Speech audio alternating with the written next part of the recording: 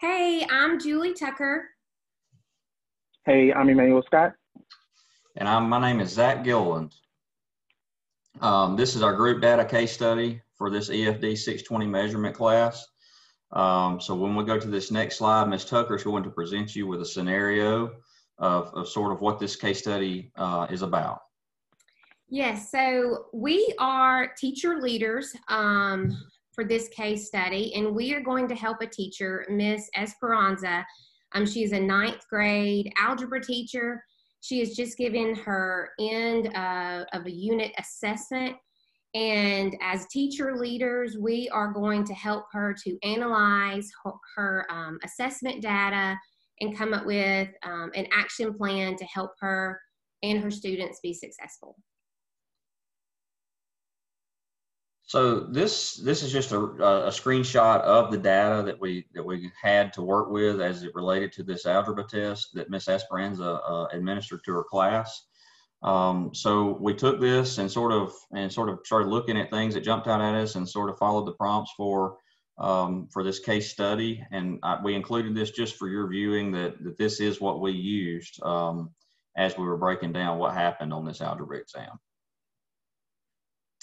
So step one, this kind of asks us, what parts of this data catches our attention. And I've kind of pulled a zoomed in screenshot here of some of the data. The short answer and open-ended questions, which are in the third and fourth columns there. You see that there's such a large number of students who didn't master those. The red coded percentages are failures. And then the yellow or above failure, but kind of below mastery, so to speak. So 50% of the testers scored less than mastery on the short answer questions, and 78% of them scored less than mastery on open-ended questions. So those are the things that kind of jumped out at me initially, as far as what caught your attention when you initially view this data. Ms. Tucker, do you have anything here that you would like to add?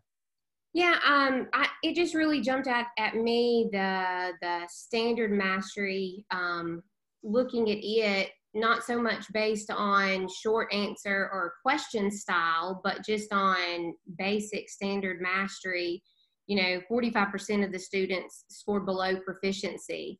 So, that's almost half of the class not meeting that proficiency on standards. And so, and then it also just jumped out to me that there was a standard on linear equations, but yet it was not a part of the testing process. And so there was no data for students in mastery of linear equations. It looked, and when you looked at the data, you also saw 29% of the students scored less than 60% on all three styles of questions. So that came out to be about 4 kids that across the board did not do well on this at all on any type of question, whether it was multiple choice, open-ended, short answer. So it just, really eyeballed to me that those 4 students really need some targeted assistance. All right, so when we look at step 2, what is the data actually telling us? That based on the screenshot that we showed you earlier, the exam's broken down by question type, question topic, and it gives you the percentages of each question that are correct or whatever. So it basically tells you what answer choice they put down, who all got it right, who all missed it. So, I mean, there is a very comprehensive breakdown of what's going on here.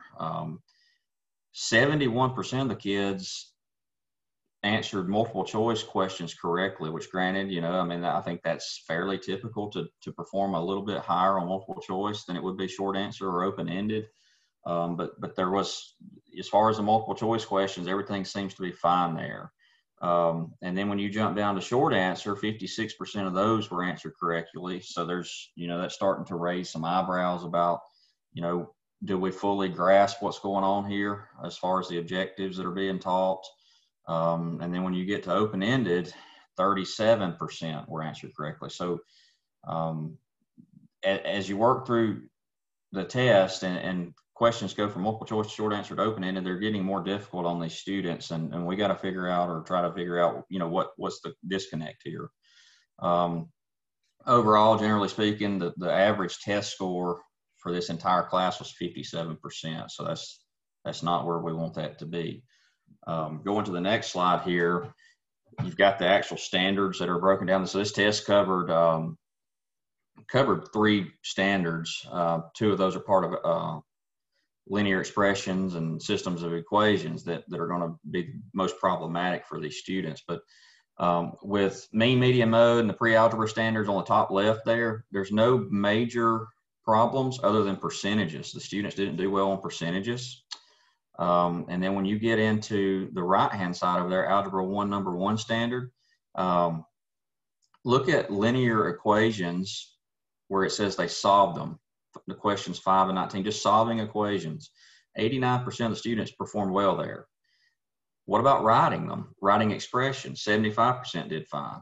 But when you go to graphing or combining the writing and the solving of linear equations, the students didn't do well. So it's almost like they can do one step of this, but then when you start trying to compile things on top of them, they can't handle that.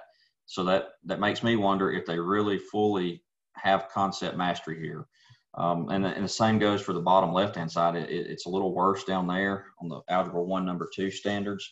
When you've got systems of equations, they did okay with graphing them, but they didn't do well with solving them or combining writing and solving, just like when we go back to linear equations. They didn't write and solve linear equations or systems of equations well at all.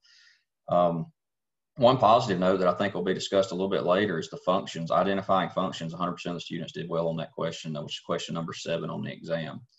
So basically, that's what the data shows us. What do we not know? We don't really know why there's a disconnect. What is it that's, we don't really have the explanation why they solving an equation or writing an equation, but why they can't write and solve an equation. So we've got to figure out that in that regard. That's what we don't know from this data, and we just don't have an explanation for that. So we got to dig back into this and figure out why. And when this is retaught or whatever, hopefully we can fix this issue. All right, so this is step 3 here. What good news is there to celebrate? And that'll be Ms. Tucker. Ms. Tucker's going to talk about that to you.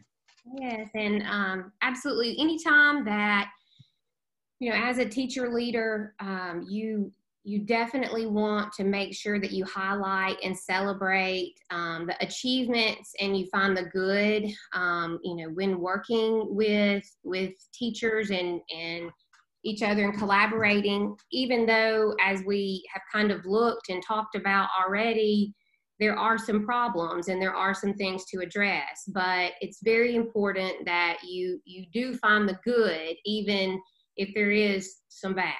And there is definitely some good news to celebrate with Miss Esperanza's data.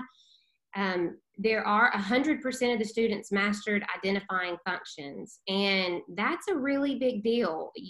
100%, meaning every kid, they're good on that. They understand that, and they are able to use that as a foundation and a stepping stone for the standards that build upon each other.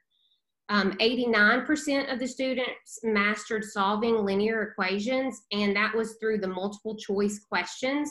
And so as they move to the short answer questions, you can look at that, celebrate that, but then identify the ones that actually had struggled when it became to the short answer questions, and just see, looking at their work, being able to identify where did they miss a step. But it's definitely important to celebrate that definitely well over half of the class mastered the solving linear equations. And also the class scored above proficiency on most of the pre-algebra standards as a whole. All of those there. The only exception was the percents that they need to do extra work on. But if you looked at the standard 1, 2, 3 as a whole, the class really did well on all of the pre-algebra standards. So those are the points where it's important to celebrate with Miss Esperanza, and to encourage her, and to to be able to show that, you know, that there are successes in her class and her teaching and what she is doing for the students. All right, so now we're going to shift to Mr. Scott. He's going to talk about the, you know, what are the issues of practice here that this data suggests to us. Mr. Scott. Thank you, sir. So what are the problems of practice? What issues could have been raised about classroom practices? Going back, thinking about taking it back to the basics, it's like, is the teacher relaying the information correctly to the students? Is she reflecting? Like what I'm saying is she providing them information, and then she's checking like checkpoints to see if the students are understanding what she's relaying to them, and if not, is she going back and reflecting on her practices? Do she need to change it up? Because, you know, each student learns differently. So because each student learns differently, I feel like during her practices with the past results, she probably needs to take a step back. There's nothing wrong with self-reflecting and understanding what went well and also what can be improved on so that her test scores can be improved on the next lesson. What is the first step to increase student success in this area? I would recommend figuring out where the student stands. I call it a pre-test. It's just like a little 5 or 6 questions based off the information you're going to provide in the upcoming lesson. You have to figure out what they know. Because if you have some students that know the information, but you're going about it, teaching them the same lesson again, they're going to get bored and lose interest. So they may know the information on how to solve the problem, but because they've lost their interest, they're not going to be able to perform their best because they feel like they're just repeating something that they already know. Also, with the stuff that they don't know, that allows her to gain information on, okay, this is what they know. I should not put much of my time on this part, but let's go back and put more info parts that they did not know. So that was a lot of time to understanding what the first step she needs to do to help increase her student success. Where do you suggest we go from here? I say I would recommend, based off the scores, that this lesson be reconstructed to help increase score rates. I understand she had a lot of successes with her lesson and how the outcome came, but reaching out to some of her peers, like especially when they have the grade level meetings, just to ask, so if you taught this lesson, how did you guys do it? Because everyone teaches differently and everyone can learn from everybody within the same school, or reach out to a colleague who teaches the same subject at a different school. There's nothing wrong with collaborating with someone outside of your current location. What are the next steps this teacher should take? Like I said, ask probing questions to the students. There's nothing wrong with stopping during each lesson, asking someone, do they understand? See if there's someone who's not paying attention.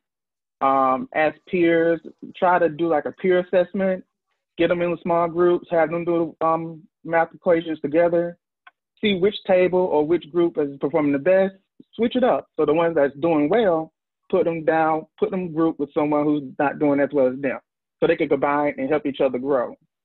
And then also the last step is there other data or material we should look into? Technology. Nowadays, a lot of students are always on tablets, laptops, and everything. Look into that, and then they allow them to fluently go throughout the lessons, because at home they're thinking they're having fun, but they're actually doing work and learning without actually sitting in the classroom. All right, thank you, Mr. Scott. So basically, what conclusions can be drawn from what we've seen here? You know, several students don't have concept mastery of writing, solving, and graphing linear equations. So they can do one part, but they can't do all of that together. So that's what, you know, kind of jumps out at you. But you know, that's something that we got to figure out, and we'll do that together as a team. So, you know, are there other recommendations that you guys have, Ms. Tucker, Mr. Scott, going forward with this? Yeah, I do think that, you know, a twofold action plan is important. And the data analysis, you know, just the fact that we are looking at that end of unit assessment and we are figuring out what the problems are, so that instead of just filing it away, giving a grade, and moving on, which is what cannot happen. We are using the data to then guide our instruction, looking at our tests, making sure they are valid, making sure that it is, fair and balanced, and allowing, our students to really use their different level of knowledge on being open-ended, multiple choice, everything. So, and then making sure that we're using that data to reteach to our kids. Like we mentioned earlier, there's 4 kids sitting in that classroom that had zero mastery of anything. And so making sure that we are identifying those students and making sure that we are getting the necessary help for them. And then after we have retaught the material, then retesting and seeing mastery, not just filing it away and moving on, and that's the grade you get, because that does not help our students to reach their potential. Right. Mr. Scott, what do you think? Agreed. I understand. I agree with her as well. And then the second part of the action plan, I would say changing instructional practices. Teacher collaboration, like I previously stated, there's nothing wrong with sharing best practices with your colleagues. I know we all feel that I set up Sunday night to make this lesson go this way. It should work. I'm gonna kind of force it to work. No, sometimes you can take a step back and collaborate with your colleagues and see, hey, what's the best way to do this? How did you do it? Just ask questions. I know we feel like we all are the teachers, that our way is always kind of the best way, but no, there's nothing wrong with reaching out to others for help. Formative assessment. In this data, I think that she should have like more than one formative assessment, because based off the assignment and the information provided that she gave to the students, I just feel like she should have, and then took back and retaught what was failed for her second formative assessment. Right. And again, last, like differentiate groups for instruction. Like I said, break it down, have different stations, pair students with students who are doing better than them or who not understand as much as them, just combine it to make it equal for those, especially those students who are scoring 0. I know there's one peer in their class that can help them improve their test scores other than just listening to the teacher to try to grasp the information. All right. Well, I think you both brought out all kinds of good points regarding this. If anybody doesn't have any questions going forward, this pretty well wraps up our case study analysis on Miss Esperanza's algebra test.